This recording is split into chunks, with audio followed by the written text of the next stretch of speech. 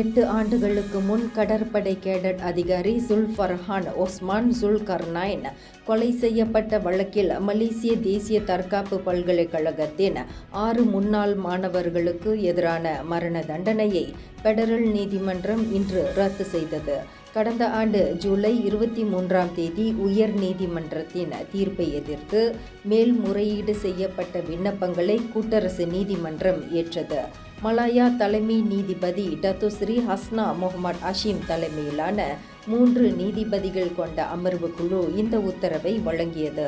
6 முன்னாள் மாணவர்களான முகமது அக்மல் ஜுஹைரி அஸ்மால், முகமது அசமுடீன் மட்சோஃபி, முகமது நஜீப் முகமது ரசி, முகமது அஃபீஃப் நஜ்முடீன் அசஹாட், முகமது சொபிரின் சப்ரி, அப்துல் ஹக்கீம் முகமது அலி ஆகியோருக்கு குற்றவியல் சட்டத்தின் கீழ் மாணவர்களுக்கு 18 ஆண்டுகள் சிறை தண்டனையை விதித்து கூட்டரசு நீதிமன்றம் உத்தரவிட்டது.